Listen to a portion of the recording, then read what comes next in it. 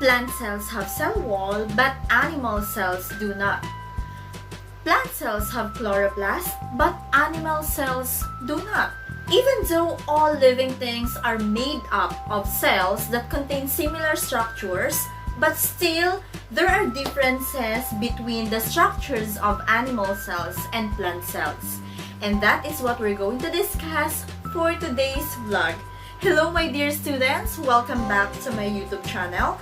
This is me once again, Teacher Tin, your science teacher for today's vlog. If you're new to this channel, don't forget to subscribe, like, and hit the notification bell for more updates in Science 7.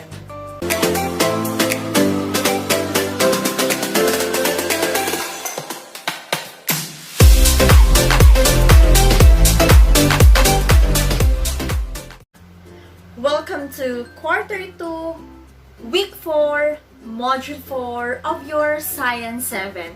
And for today's topic, we are going to discuss what makes animal cells different from plant cells.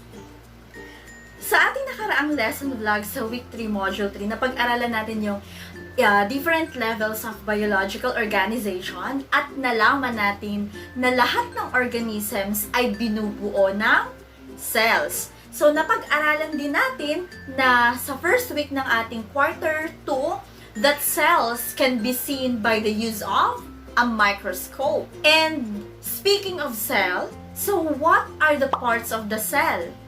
What are their functions?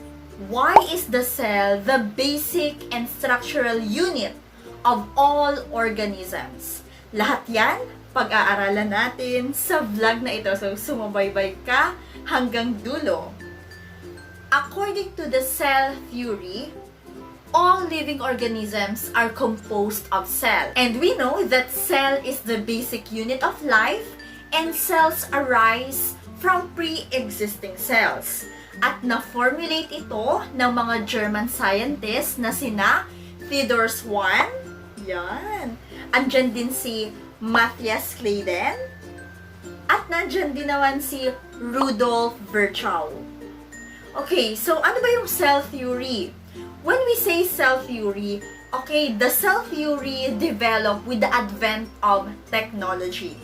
Okay, so in the modern version, lalo na ngayon na tayo ay nasa moderno na so it includes the following. Ano-ano ba ang nakapaloob dyan? Of course, number 1, energy flow within cells.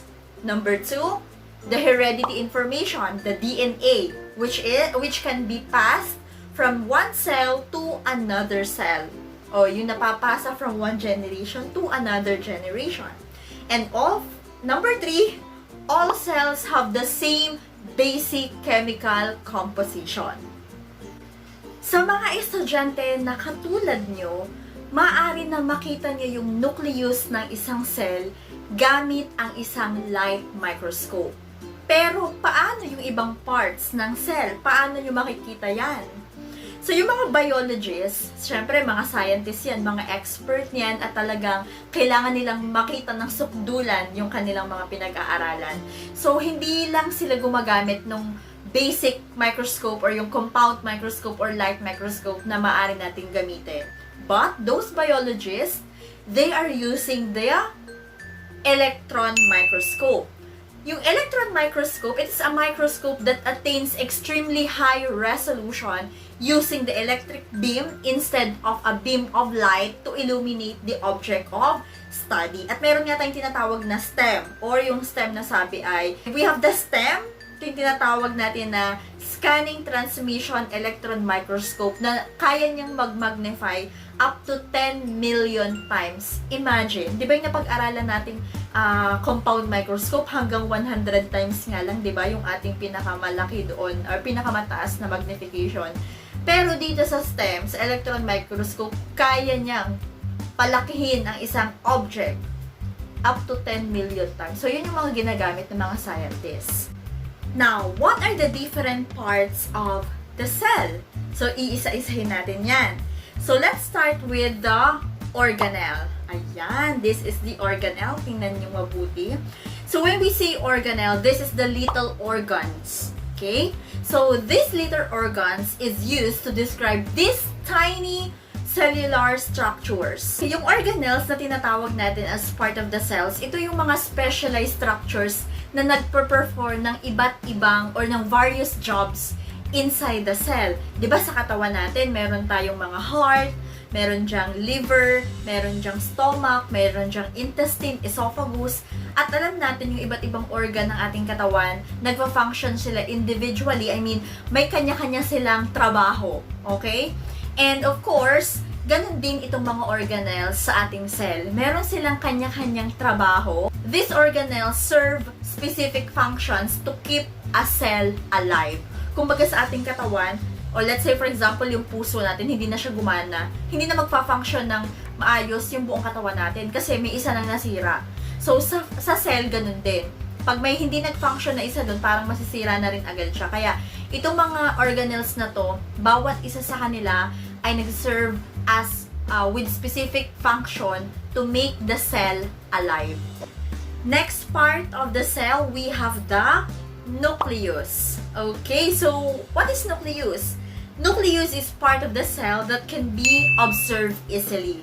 Because when we say nucleus, this is the brain cell or the brain of the cell. Ano, yan yung pinaka-utak ng ating cell. It is the control center of the cell. That's why it is labeled as the brain of the cell. Bakit? Because inside the nucleus, this is where the DNA is located. And what do you mean by DNA?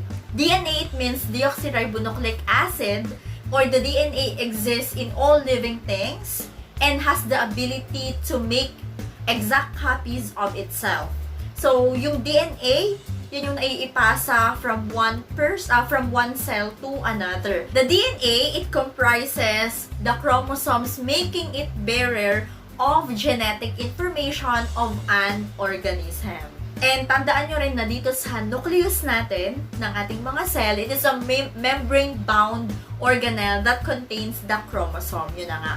Next, we have the nucleolus. Nucleolus, yan ay single. So, kapag plural, it is known as the nucleoli. So, what is nucleolus? Nucleolus is it is where the subunits of ribosome are produced. So, anong meron naman sa nucleolus? Okay, the nucleolus, this is the largest structure in the nucleus of eukaryotic cells. At alam nyo ba na ang nucleolus, it is the best known as the site of ribosome biogenesis. At saka, yung nucleoli, which is the plural form of nucleolus, they also participate in the formation of signal recognition particles, at sila rin yung naglalaro ng role in the cell's response to stress. Next, we have the ribosome. So, ribosome is one that synthesizes proteins. So, ano bang nangyayari naman dito sa ribosome? Ang ribosome kasi class, meron siyang dalawang function. Yung una, sila yung nagde-decode ng message, at yung ikalawa, sila naman yung responsible for the formation of peptide bonds. Ngayon, ano yung ginagawa ng ribosome? Di ba dun sa nucleus, ang nangyayari dyan, yung DNA, natatranscribe siya into RNA, which is deoxyribonucleic acid, matatranscribe into RNA, the ribonucleic acid, which is a molecule similar to DNA. So, ang mangyayari niyan, kinikerry niya yung message, same message, and then ito namang ribosomes na to, babasahin niya yung RNA, at pag nabasa niya yun, itatranslate niya ito into protein. Kaya nga sabi natin, di ba, ribosome is the one that synthesizes protein. Kasi nga, pagkatapos niyang basahin yung RNA, itatranslate niya to into protein, by sticking together amino acids, ito na nga yung formation ng peptide bonds in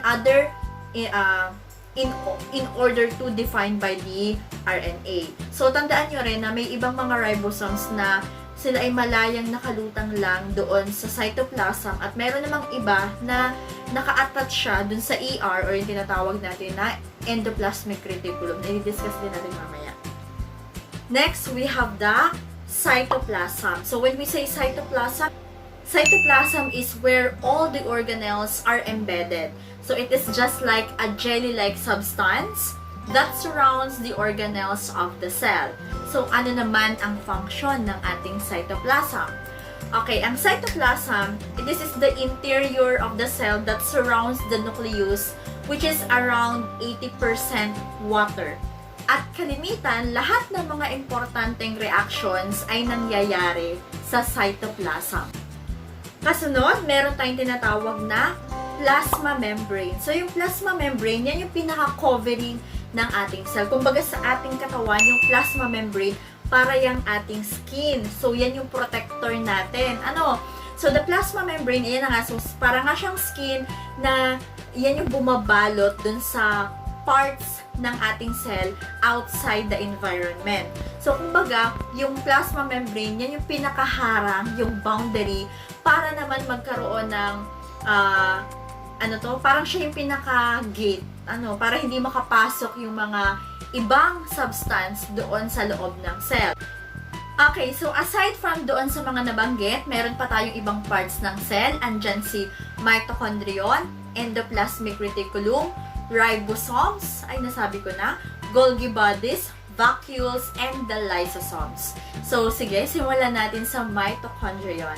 So, the mitochondrion is where the cellular respiration takes place. So, alam ko, naintindihan nyo naman yun. Ibig sabihin dyan, humihinga ang ating mga cells. So, ano ba yung mitochondria? Yung mitochondria, ito siya. So, this is the powerhouse of the cell.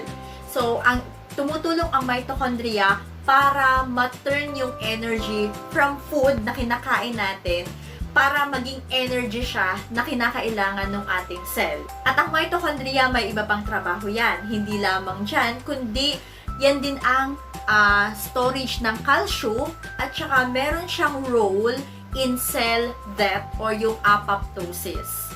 However, we also have the ER or the endoplasmic reticulum. Meron tayong dalawang part dyan. We have the rough and the soft endoplasmic reticulum. So, ano meron dyan sa ER?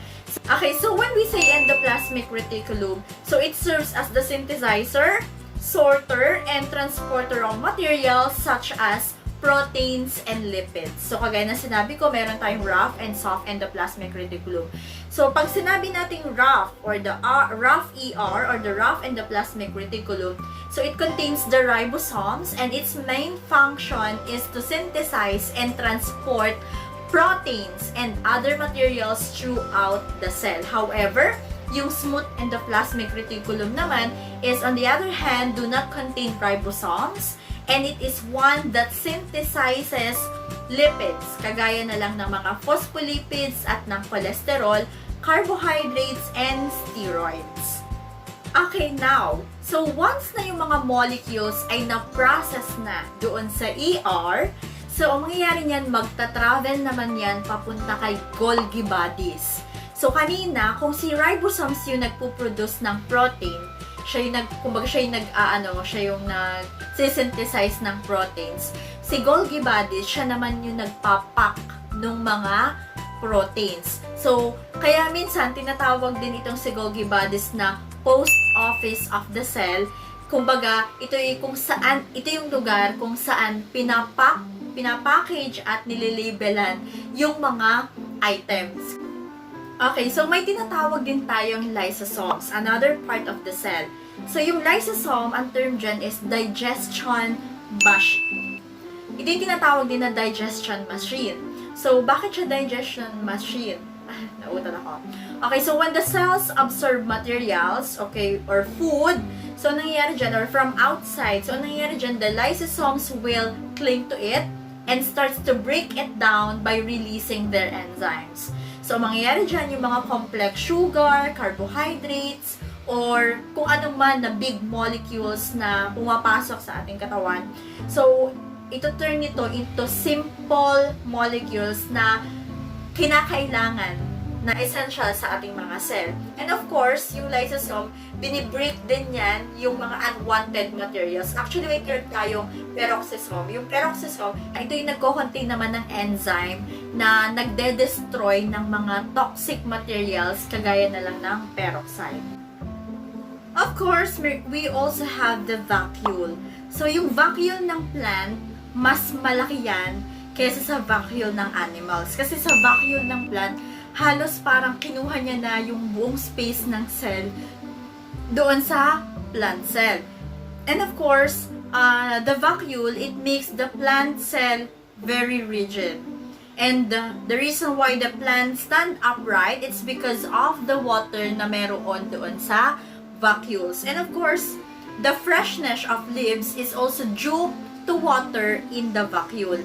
And also remember that some vacuoles in plants ay maaring mag-contain niya ng mga toxic at saka ng poisonous substance. Sa animal cells naman, yung vacuoles maliliit lang yan. And tinatawag ito na vesicles. Okay, it stores water and food and also it has tasks of excretion of waste materials.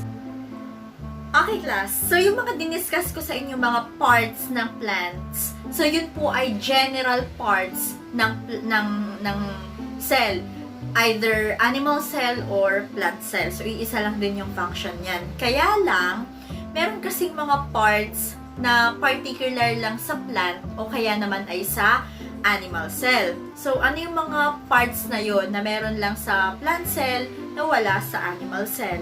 Okay, so the plant cell, meron silang cell wall at saka ng chloroplast. Ano ulit? Ang plant cell, meron silang chloroplast at saka cell wall. So, yung cell wall, ito yung tinatawag na outer lining beside the plasma membrane. So, yung cell wall, nakakapagdagdag ito ng stability at saka ng protection sa mga plant cell. Yung chlorophyll naman, na meron sa chloroplast, ito naman yung nag-a-absorb ng light energy na nagko-convert sa chemical energy para i-allow ng plants na mag-carry out ito ng photosynthesis. Kasi nga, di ba, ang photosynthesis, kinakailangan niya ng kaya ang mga plants nakakapag-perform yun ng photosynthesis, which is they can make their own food. It's because of the chlorophyll na makikita sa kanilang chloroplast. At wala nun ang mga animal cell. So, the amyloplast, makikita naman ito sa plant cells na ito naman yung nag-i-impok or nag-store ng starch na tinatawag natin. However, yung animal cells naman, meron silang tinatawag na centrioles. Yan. So, sa animal cell, meron silang centrioles. Ito yung centrioles na meron sa animal cell na wala naman sa plant cell. So, ano yung function ng centrioles? Ang centrioles, it functions, is connected to all the cell reproduction. Okay, so I'll be showing you pictures and I want you to identify what part of the cell is this. Let's start with this one. Okay, very good. This is the nucleus. How about this one? Alright, that is the mitochondrion. How about this one? Okay, that's correct. That's the Golgi bodies. How about this one? Okay, that's the endoplasmic reticulum. And the other one? Okay, that's the chloroplast. Very good, class.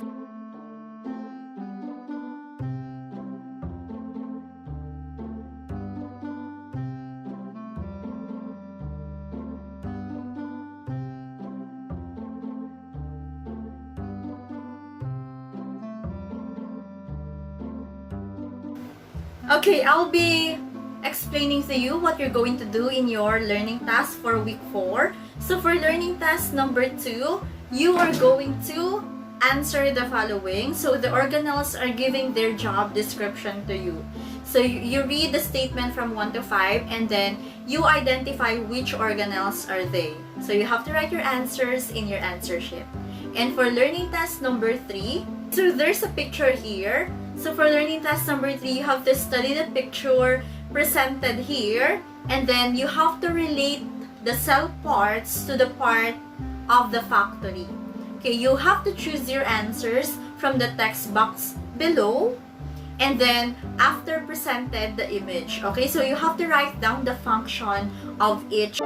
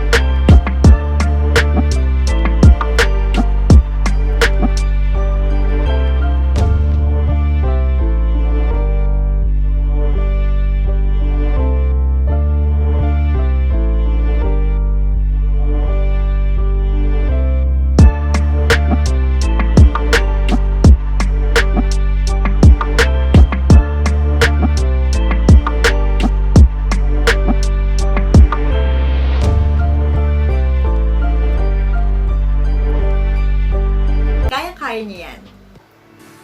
Okay, so this is the end of our lesson vlog for Week 4, Module 4. So for our next discussion sa ating kasunod na vlog, we will be discussing Week 5, Module 5, and this topic is all about differentiating asexual from sexual reproduction. So stay tuned on this channel at marami pa tayong pag-uusapan. So this is the end of my lesson vlog for this week's topic. I hope you learned something from this vlog.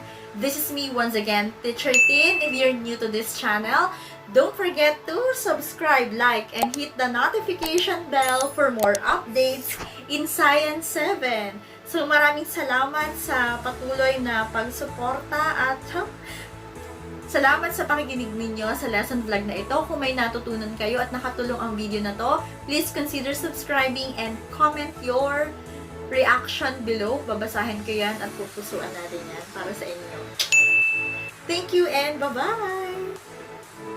Oy, nag-subscribe ka na ba? Ala, subscribe naman muna! Ayun, thank you!